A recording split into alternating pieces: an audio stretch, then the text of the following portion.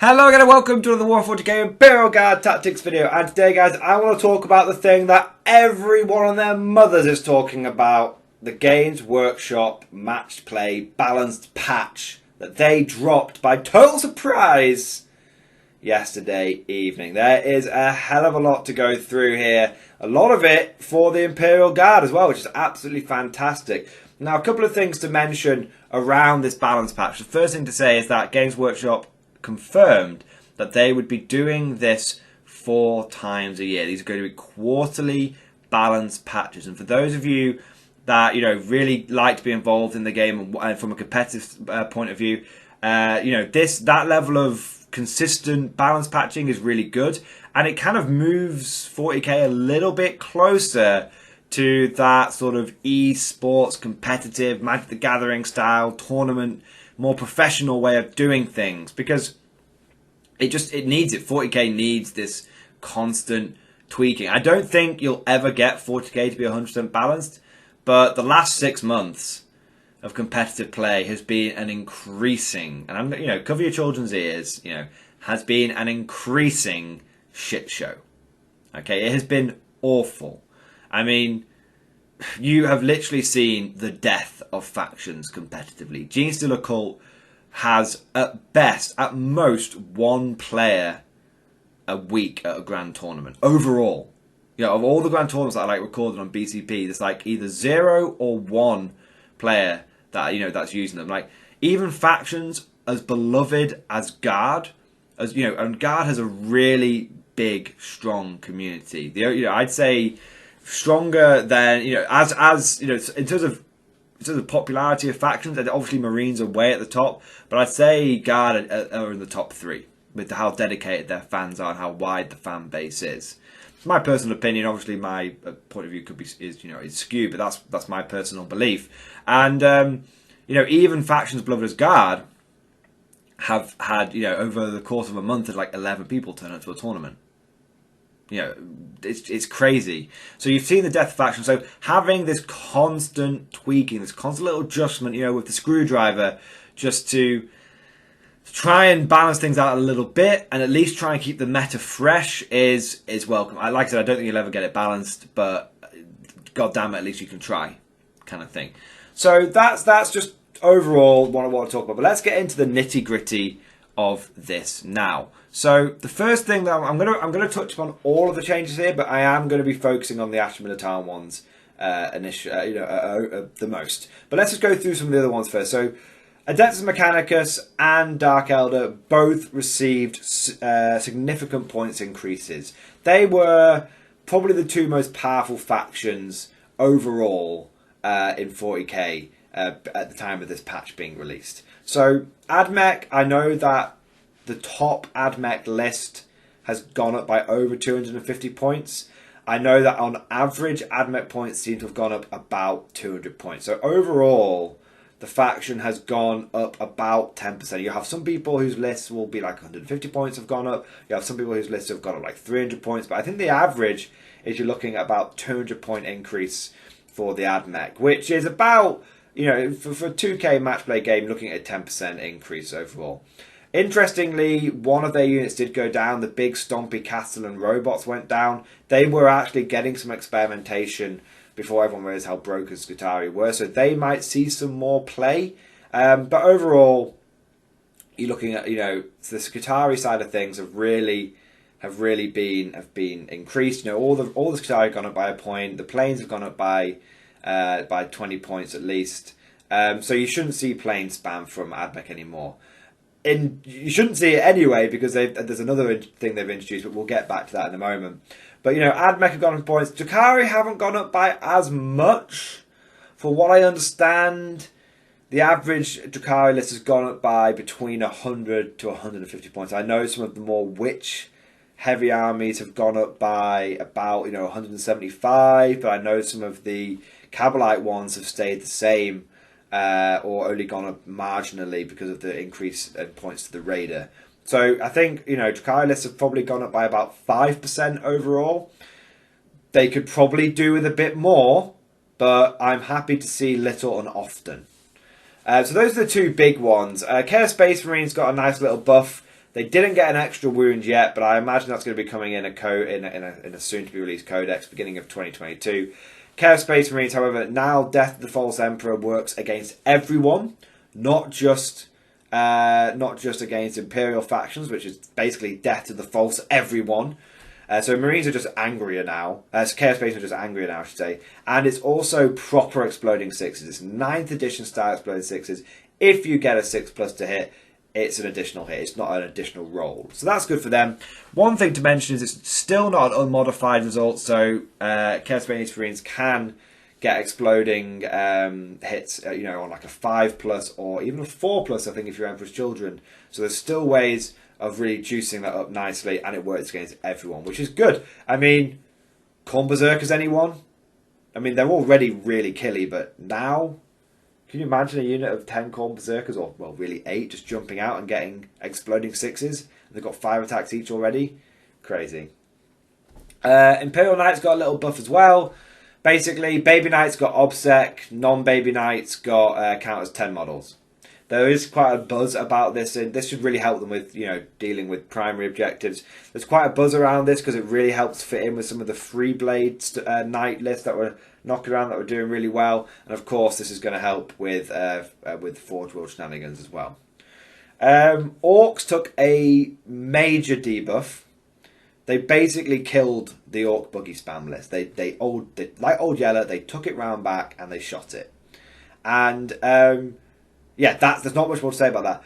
Did they totally diddle the Orcs? No.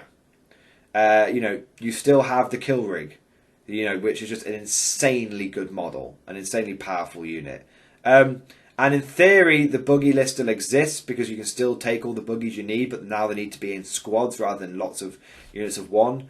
But I think by and large, people are saying the buggy list is now DOA. Fair enough. Are Orcs dead? No. That broken list is gone, but there's still plenty of flavour to be got out of the Orcs. However,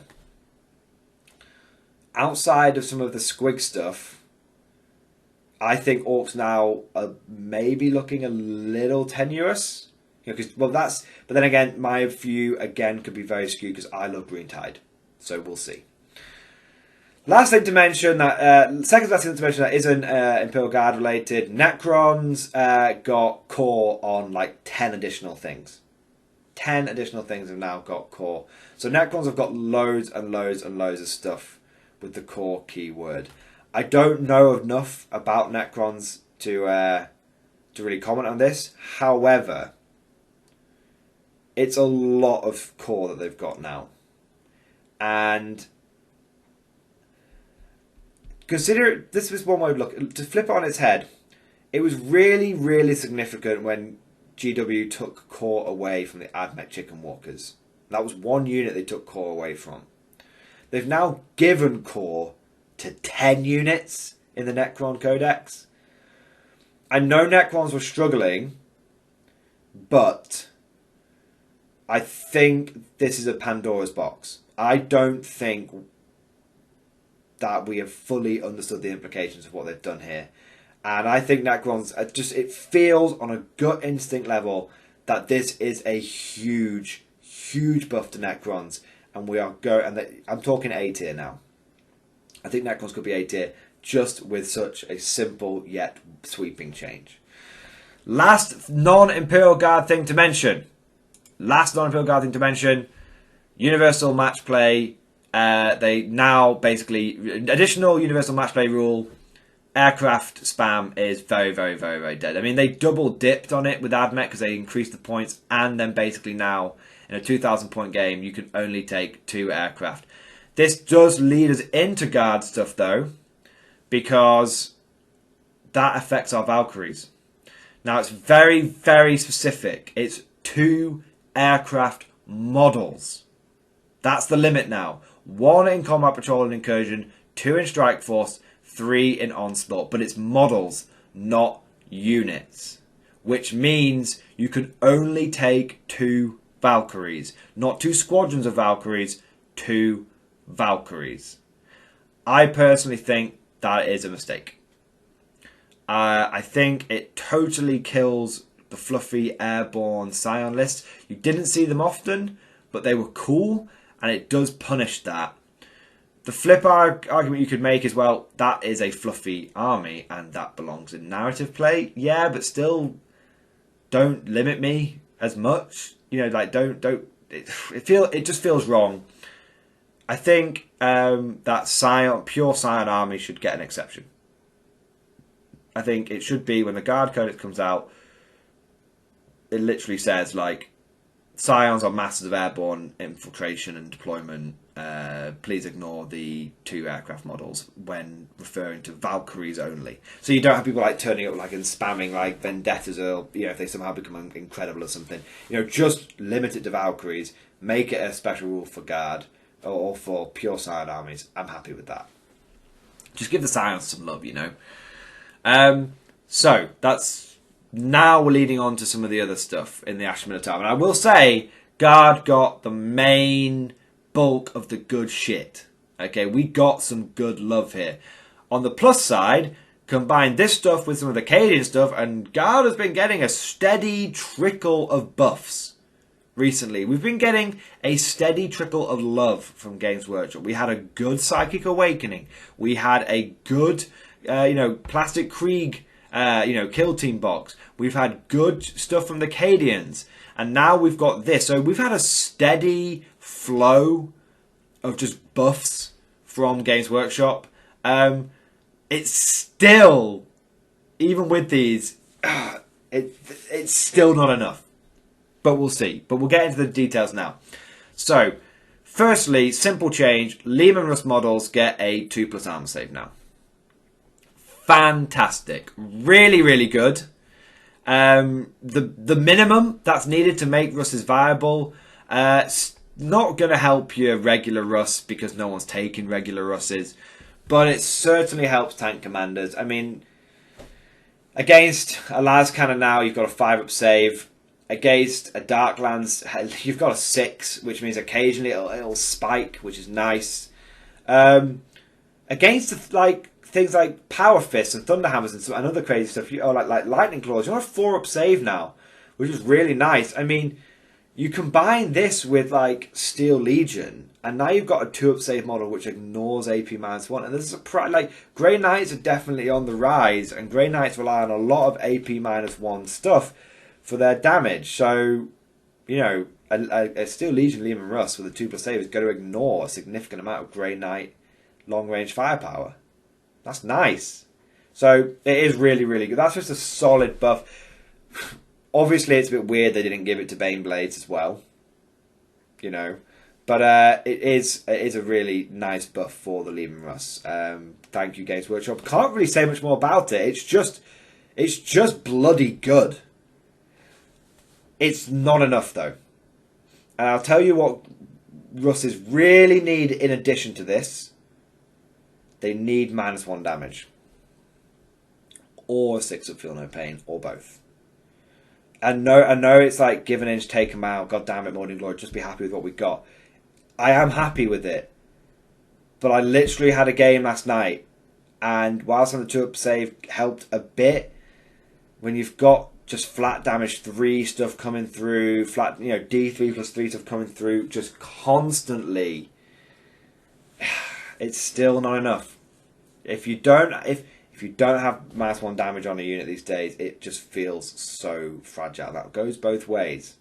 And if the Russ is going to really lean into this role of just durable as all hell, just make it as durable as all hell. My next sort of thinking on this is, let's assume, let's prepare for a worst case scenario. Guard Codex comes out, you can only take 1 tank commander per detachment, 1 company commander per detachment, that kind of thing, right? If you're going to take 1 tank commander per detachment, then what you need to do is you force people to take regular Russes, and regular Russes are terrible, right? So what you need to do is make those regular Russes really, really, really durable. Okay, so they'll stay around longer, so it makes up for the fact they don't do a lot of damage each round, but if they're around for more shooting phases, then it balances out, right? So what you need to do is, if 2+ save is great, when the Codex comes out, and if they limit the number of tank commanders you can take per detachment, then you need to add in -1 damage and a 6 Feel No Pain. You need both. You need that. Because you're going to be taking regularly in Russes, and you need them to stick around, because they genuinely do almost no damage. They do it over a long period of time. So, just saying. Next thing is another biggie. Next thing is tank commanders can now issue vehicle orders to any regiment unit except Titanic. So this is really nice. And for me, the two things that pop out are Katachan or custom regiment trait, gunnery expert spotter details, and Talan. Okay, because what this allows you to do is to take your two full payload manticores, put them in like a Katachan detachment or a gunner details, spotter details, gunnery expert, custom regiment. They're re-rolling the random number of shots, on those manticore missiles, and you can now give them the order gunners kill on sight, which will allow them to re-roll ones as well. So you're finally getting what you want from your manticores. You're getting both re-rolls for shots and for hits, which is just good. Okay.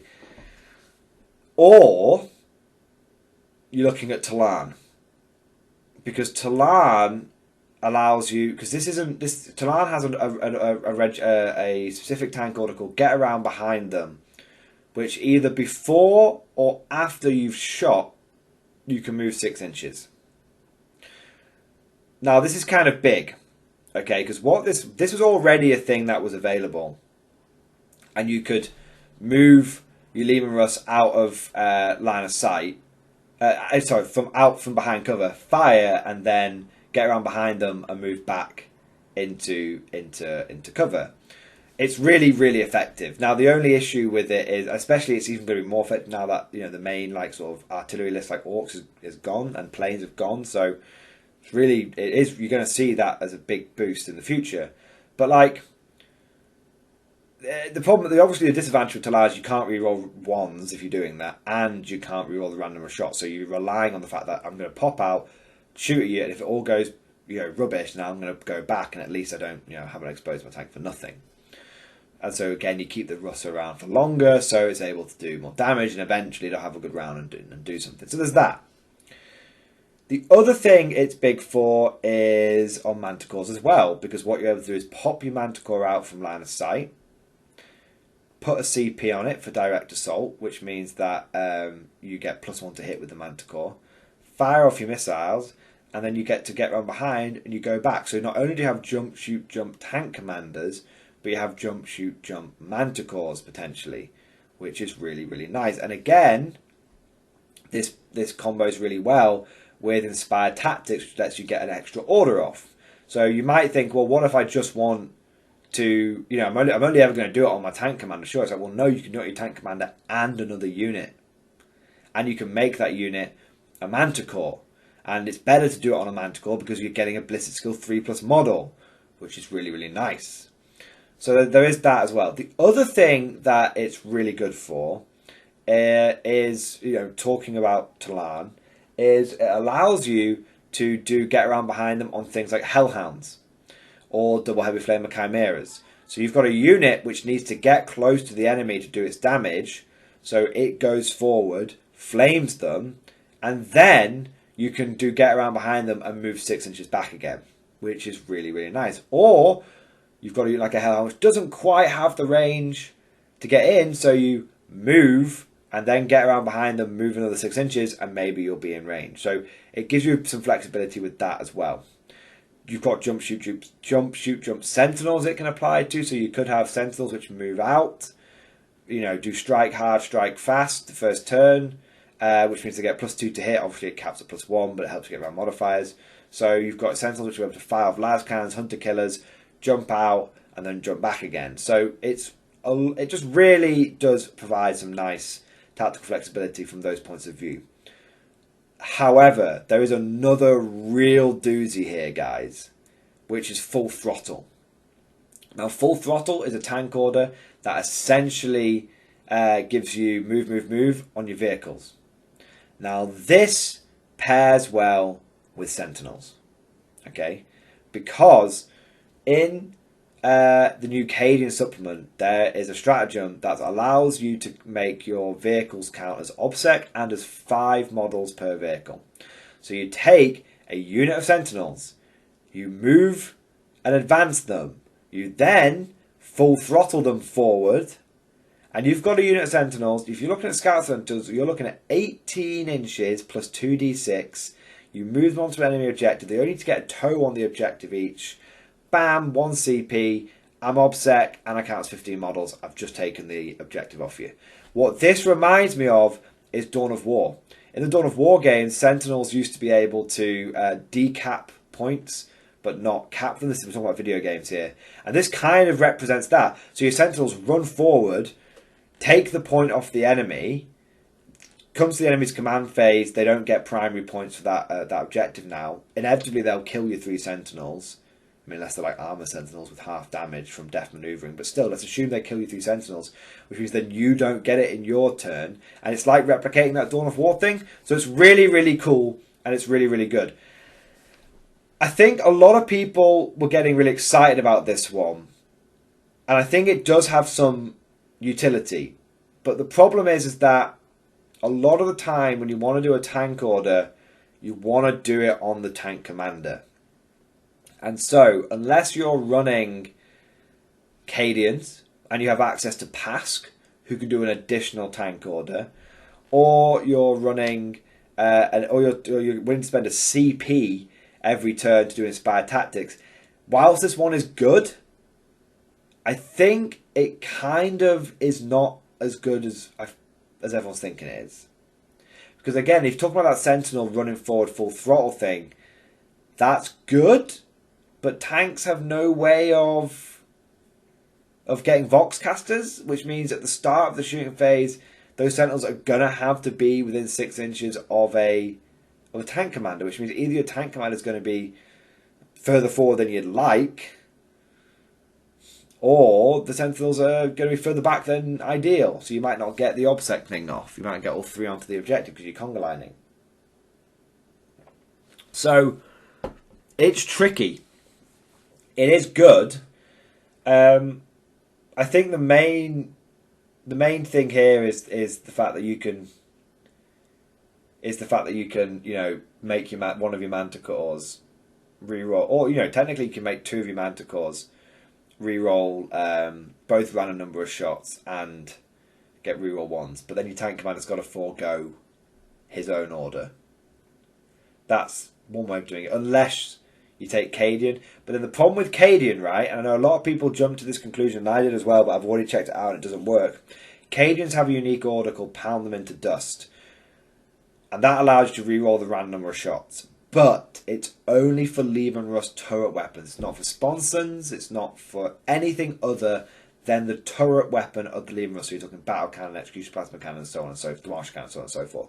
So you can't use Pound Them Into Dust on your full pellet manticles. It doesn't work, which is a real shame, because that would have paired so well with Pask, because you would have had Pask sat back, literally doing gunner's kill on, doing Pound Them Into Dust on 2 full payload manticores. Inspired tactics, he can do it on himself as well, and he's just an artillery place, and that would have been really, really good. But it's a shame because he can't do that.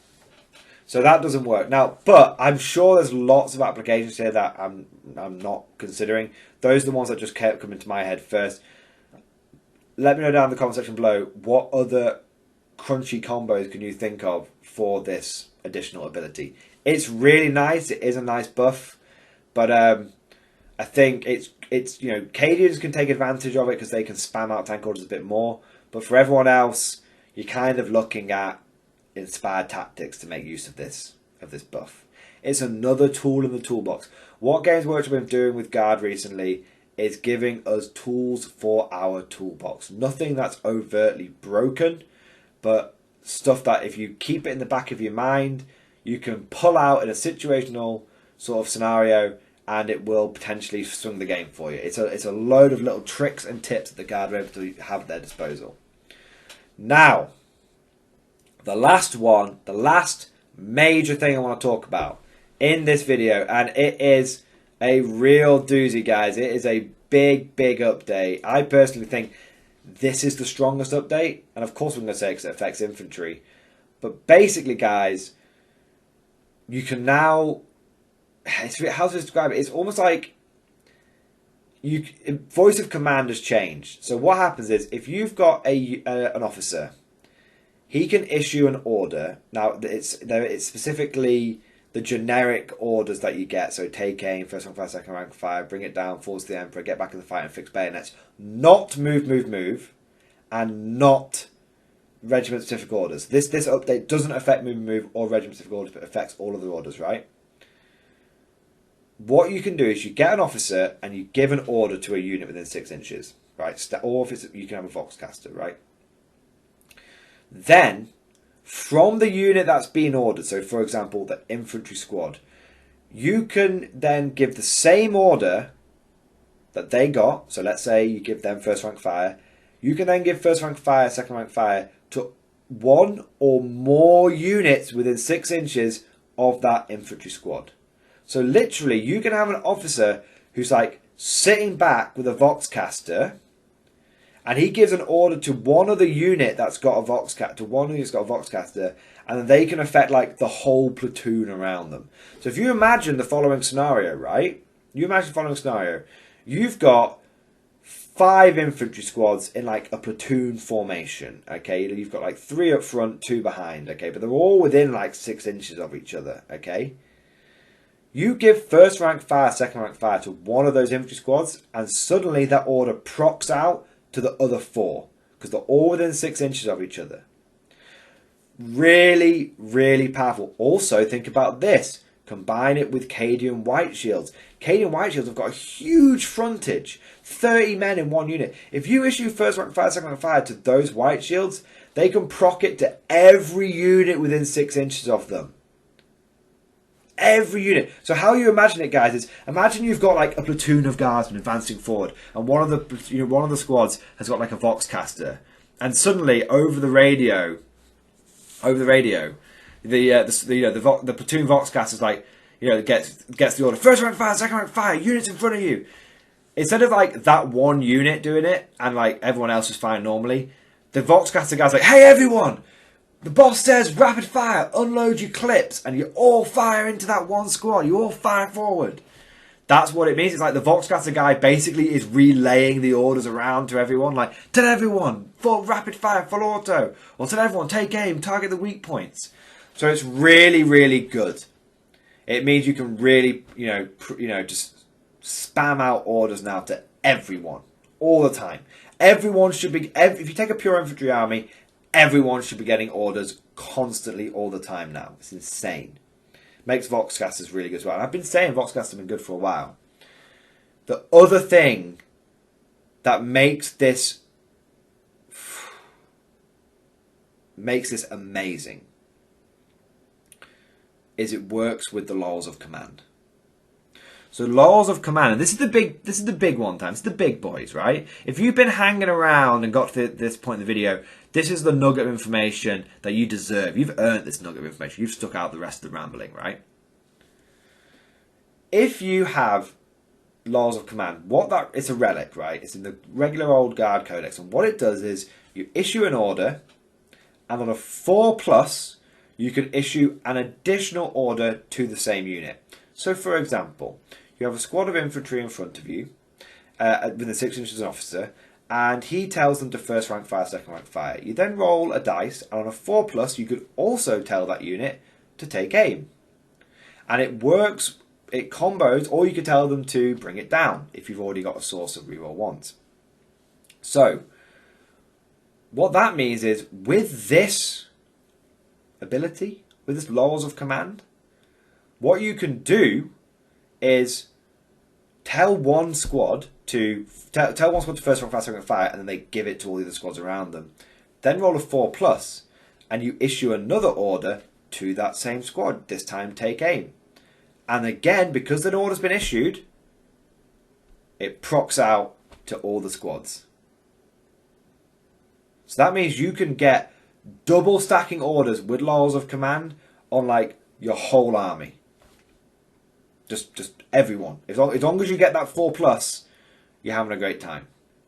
And you'll get multiple chances to do it. So think about this. Like, imagine if you get, first rank fire, second rank fire off on a unit, and then you give that to everyone else, but you don't get the 4+ off. Well, if you manage to get, like, another order off on a squad nearby, he can start passing it down. So there's loads of opportunities to get the order off multiple times. It's really... it's loads of opportunities to activate laws of command. It's really, really nice. And again, this starts combining with some crazy stuff. So think about this. Imagine you're Cadian, right? So you tell all your guys to first rank fire, second rank fire, and then you tell them all to take aim so they get reroll 1s. Because they're Cadian, and if they haven't moved, then they all get full rerolls. So finally, you don't have to pick between putting like rapid fire weapons and heavy weapons and special weapons in your infantry squads. You just give your infantry squads everything they need. Because they're then going to literally be like, okay, I'm going to get first rank fire, second rank fire, and I'm going to get the ability for my special weapons and heavy weapons to hit well. It's really, really nice. It's really good. But you can take this a step further. If you don't want to go Cadian, you could take, custom regiment, and you could take, or you could take Catachans even, and you could take Harker, and you could take Yarrick, and you could be like, okay, what I'm going to do is I'm gonna give first rank fire, second rank fire to everyone. They've already got reroll 1s to hit in like in 2 6-inch bubbles from Yarrick and Harker. So then I'm going to do 4+ to get take aim off, bring it down off. And so now I've got an infantry squad which has got reroll 1s to hit. It's got rapid fire 2 on all the las guns, and it's got reroll 1s to wound. I've literally got every buff I could possibly want off on that infantry squad. And so you can imagine like taking multiple blocks of, just taking loads of infantry and just having a great time with it. I mean, again, if you look at like the Cadian supplement and now this, I really feel like Games Workshop are giving Pure Infantry Guard a lot of buffs. They're giving Pure Infantry Guard a lot of bonuses. So, I mean, obviously tanks have had loads of bonuses as well. So Guard in general, because they're giving Guard loads of little boosts, and it's really, really nice. There is one thing I would mention though. Okay, just bring it back down to earth for a second, because I am giddy with excitement. Okay, there's still a slight problem with Guard being overcosted, and I have had several games recently where I've tried running hybrid Guard, where I've taken a mixture of tanks and infantry. And I just never seem to have enough of either. I either don't have enough infantry to hold the objectives, or I don't have enough tanks to get the firepower out that I need. So it's really difficult. And so, whilst I think these bonuses are really, really helpful, I don't think it fixes a fundamental issue with Guard, which is we're still kind of forced to do skew lists. We're still kind of forced to play very skewy. Because it's so easy for an opponent to pick up 60 infantry in a turn, even when they're not trying. And if they pick up 60 infantry in a turn, then with your average, hybrid competitive Guard list, you're out of infantry in 2 turns, and then your tanks are fair game. And it's also not difficult for your opponent to pick up, even in the later stages of the game, 2 vehicles a turn. Which means when I've been playing hybrid Guard, I've genuinely found myself getting like tabled in 3 turns.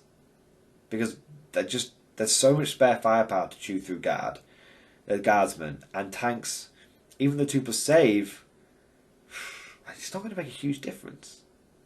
So I think with Guard, whilst these are all really welcome buffs, I think Guard are still forced into taking either all infantry or all tanks. And I really don't think, by all tanks I mean, including mechanized, including chimeras, and whatever flavour there. But I still think that's going to be a fundamental issue with Guard. But we'll see. Do I think we're going to see Guard rocking top tables? I don't think so yet. But I think at least now we've got some more toys to play with. You know, at least we've got something, right? I think there's a long way to go, but this is a nice thing to have. Anyway, hope you guys enjoyed this video. Thank you for watching. Of course, let me know what you're thinking down in the comment section below. If I've missed any crunchy combos or juicy things that you think that can be combined together, please let me know down in the comment section below. Good news is, guys, I'll be able to try these changes out at a tournament I'm going to this weekend because the TO has said we're going to be using these updates. Bad news is I had a video I was going to do on the list I was going to take to that tournament, and there's a really good chance I'm going to be changing that list now because the TO has said lists can be resubmitted for this Thursday. So I'm going to have to go back to the drawing board, I think, on this one, guys. Anyway, speaking of tournaments, of course, I always want to say a massive thank you to all the Patreon supporters. You guys are legendary. It's thanks to my Patreon supporters that I'm able to go to tournaments, and it's just so fortuitous that I'm able to go to tournaments with these new updates, test them out, test the Cadian thing out, test this update balance sheet out, and bring the news back to you within a week of these updates dropping. That is thanks to the Patreon supporters. That's thanks to me having the ability to go to multiple tournaments and stay on the cutting edge. If you're interested in becoming a Patreon supporter, link down in the description below. And of course, as always, I want to say it again, massive thank you. You guys are legendary. But without further ado, we're going to wrap the video up here. Hope you guys have enjoyed it. And of course, I'll see you guys next time.